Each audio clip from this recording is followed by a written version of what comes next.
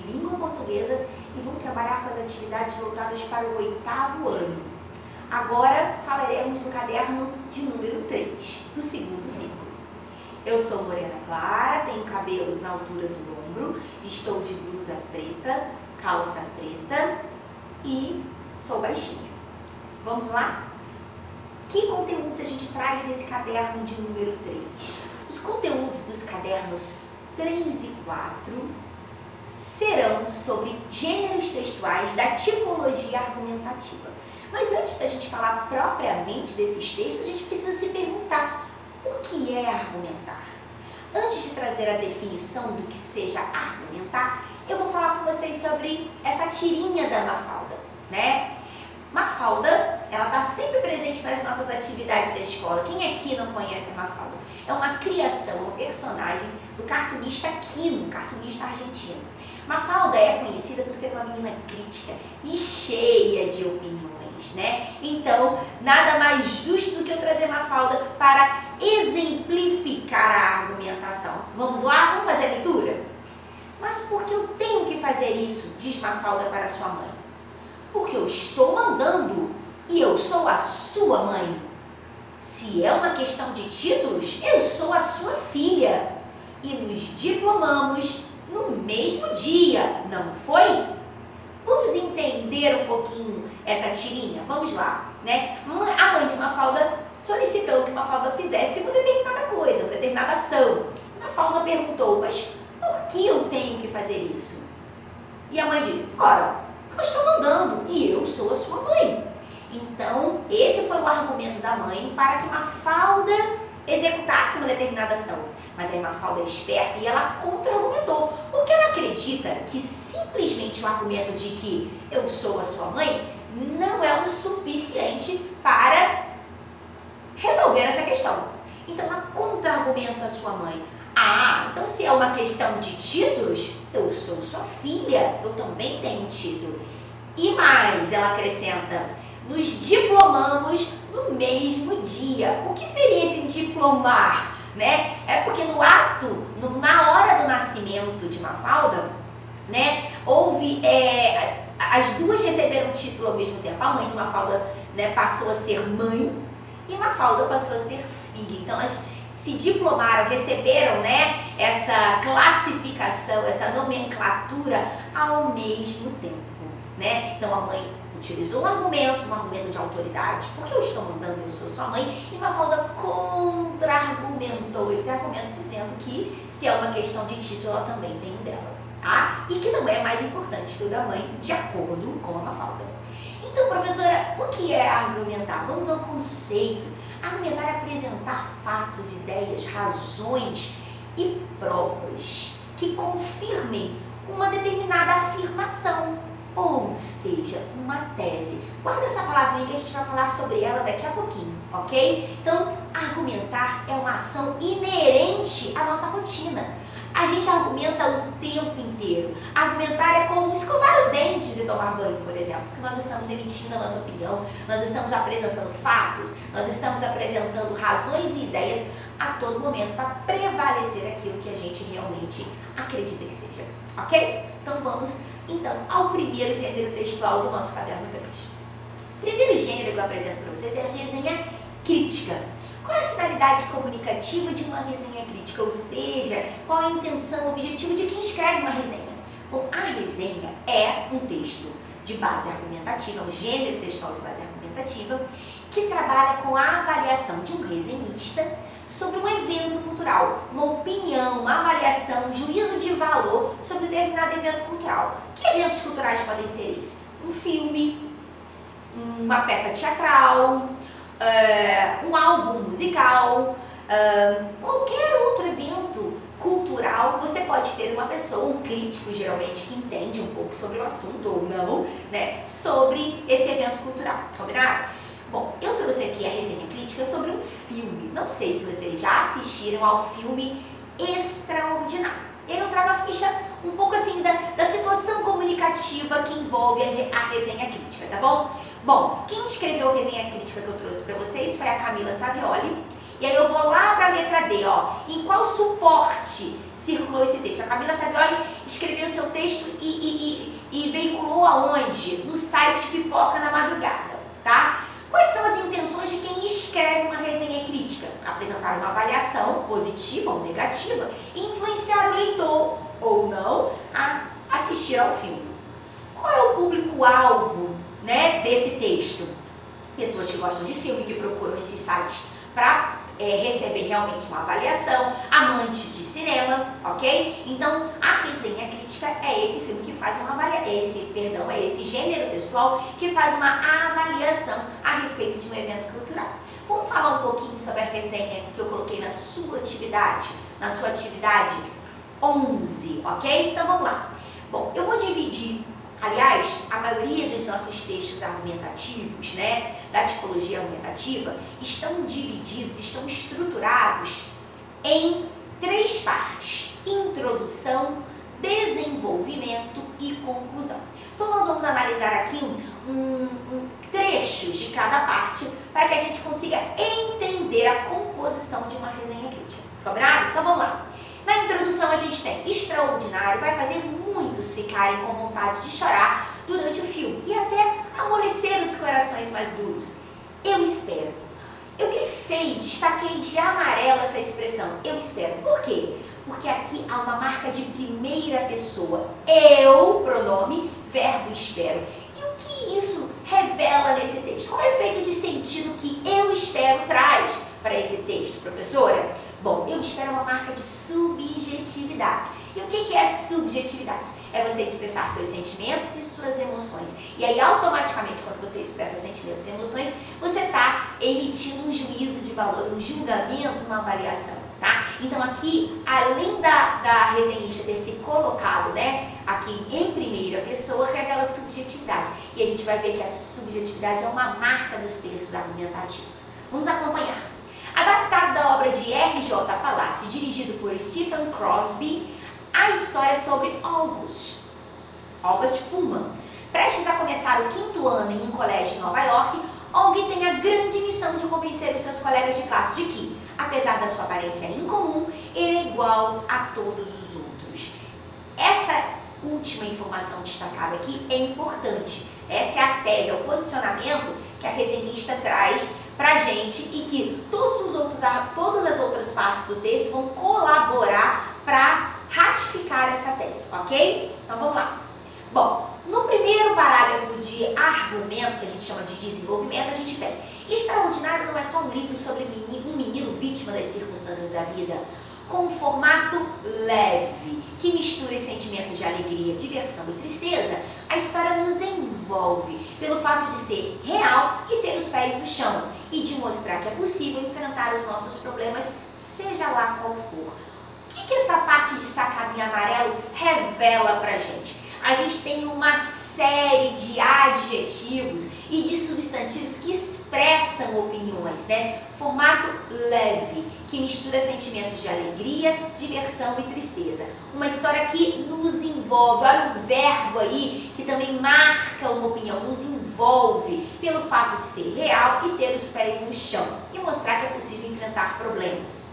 Argumento 2. Um ponto bem legal, olha como ficou nítida a marca de opinião da resenhista quando ela diz que tem um ponto bem legal nesse filme. O filme brinca com a preferência de Aug por ciências, espaço sideral e a figura do astronauta. Mesmo louco para conhecer o que o mundo tem a lhe oferecer, ele teme em mostrar quem é de verdade, fazendo do seu capacete um casulo, um escudo de proteção. E na conclusão a gente tem a conclusão, obviamente, né? Ou seja, a finalização é quando a resenhista chega a uma avaliação final sobre esse texto. Vamos ver o que ela diz pra gente. Extraordinário é um filme leve e repleto de bons sentimentos. Leve, repleto de bons sentimentos. Que por meio da história de um garotinho com deformidade, dá lições. É um filme que dá lições sobre aceitação, gentileza e respeito. Mais do que extraordinária, extraordinária aqui não fazendo, não com o sentido do nome do filme, mas do adjetivo, aquilo que extrapola aquilo que é normal, né? Que supera. Mais do que extraordinário, olha que adjetivo que que expressa uma opinião marcante dessa resenhista, né? O longa, que é uma expressão para retomar o filme, impacta, olha esse verbo, impacta, dando esperança de ensinar as pessoas a terem compaixão e serem melhores a cada dia. Ok? Isso é só uma prévia do que a gente vai começar a observar nos próximos textos que vêm, nas próximas atividades, ok? Bom, o segundo gênero textual que eu trago para vocês é o tweet. Obviamente, o tweet vem de Twitter, que é um ambiente virtual ali na internet, né, em que as pessoas colocam suas opiniões, seus posicionamentos, né? O tweet é um gênero textual, né, digital, ou seja, ele é um gênero que veio à tona aí com a questão da divulgação, da difusão da internet, das redes sociais, em que e o tweet tem o objetivo de marcar um posicionamento, uma avaliação, um julgamento dos seus usuários a respeito dos mais variados assuntos que estejam circulando aí na nossa sociedade, tá bom? Bom, eu escolhi tweets que vão falar sobre a questão das queimadas no Pantanal, né? Isso foi em 2020 e a gente percebeu que em 2021 essa situação, infelizmente, olha uma marca de opinião aqui, ó, infelizmente ainda perdura. E aí a gente tem um primeiro usuário dizendo o seguinte: o Pantanal Mato-Grossense enfrenta a pior seca em 50 anos e sofre com fogo que já consumiu área recorde, trazendo assim um prejuízo incalculável à biodiversidade. Vamos analisar esses trechinhos aqui que eu circulei. Vamos lá, a pior seca. Quando a gente usa o adjetivo pior, ele não é qualquer adjetivo.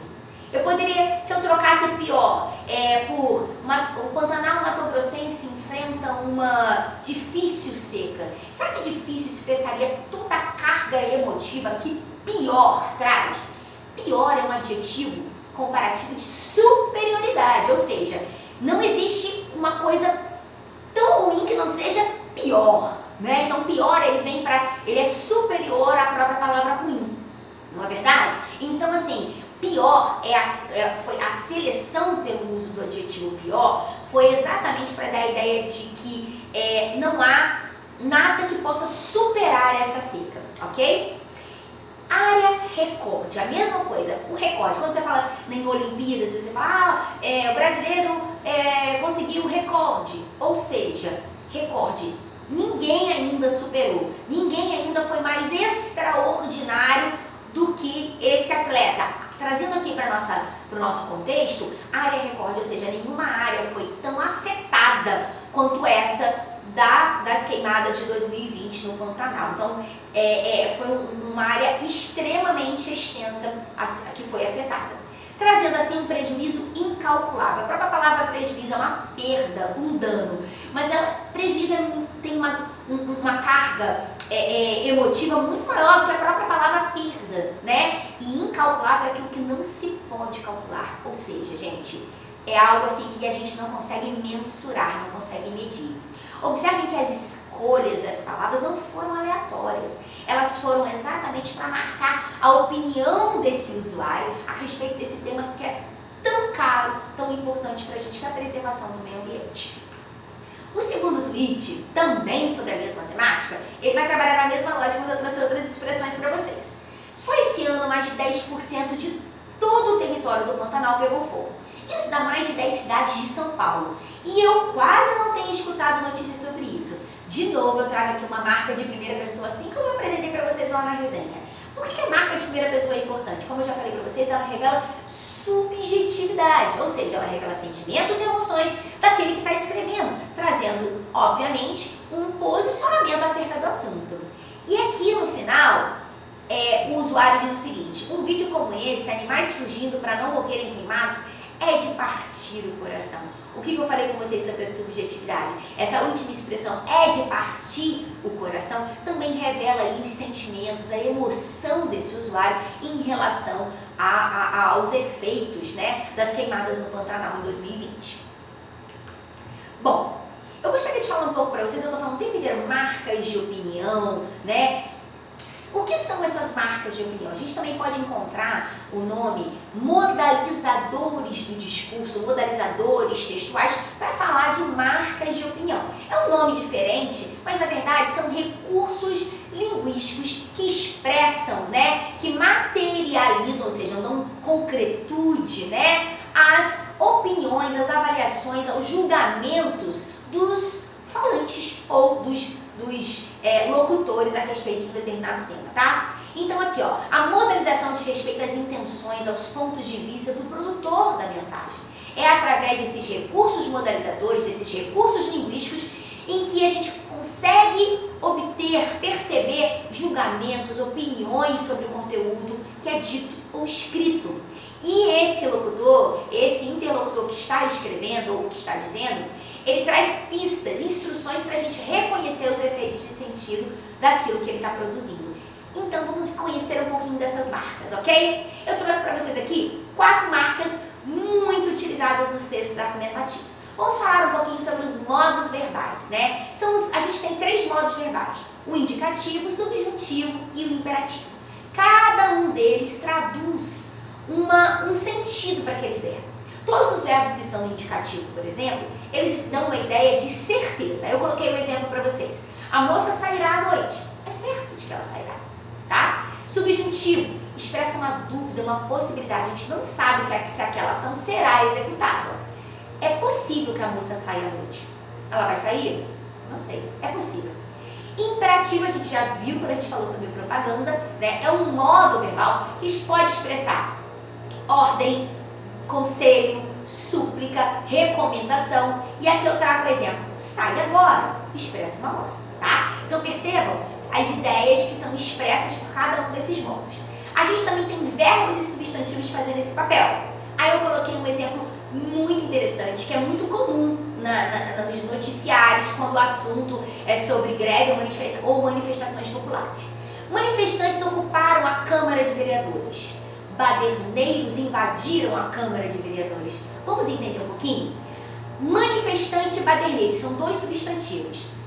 Muitas vezes eles são usados nesse contexto de manifestação popular, mas existe uma diferença grande entre eles, né? A carga negativa que baderneiro, baderna, bagunça traz, ela é muito maior do que manifestante, né? Então, quando um jornal opta por usar baderneiros, ele automaticamente está trazendo para vocês a avaliação que esse veículo tem a respeito das pessoas que estão se manifestando. Ou seja, são pessoas que causam baderna, bagunça, confusão. Agora, deem uma olhadinha nesse verbo. Os manifestantes ocuparam a Câmara dos Vereadores. Os baderneiros invadiram. Ocupar, invadir. Se você for procurar no dicionário, muitas vezes eles vão aparecer como palavras sinônimas, semelhantes. Mas percebam aqui que elas não são iguais. Ó, ocupar significa você tomar lugar daquilo que é seu. Agora, invadir não. Invadir dá a ideia de que você ocupou aquele lugar à força, sem ter legalidade para fazê-lo. Olha que interessante. Então, na hora de escolher o verbo, o substantivo, até mesmo o modo verbal, essas escolhas não são aleatórias. Você pode escolher em prol daquilo, da avaliação que você quer fazer a respeito daquele assunto. Temos também adjetivos e locuções adverbiais. Felizmente, os idosos foram vacinados. Eu expresso com esse advérbios. Advérbios e locuções adverbiais. Eu expresso com esse advérbio, felizmente, né, a minha emoção, porque eu estou feliz com o fato dos idosos terem sido vacinados. Com atraso, as obras do metrô foram retomadas. Olha, com atraso, ela já veio. O que expressa? Com atraso significa, olha, ela já deveria ter começado e ainda não começou. Eu revelo a minha inquietação, né, a minha insatisfação em relação à demora da retomada das obras do metrô.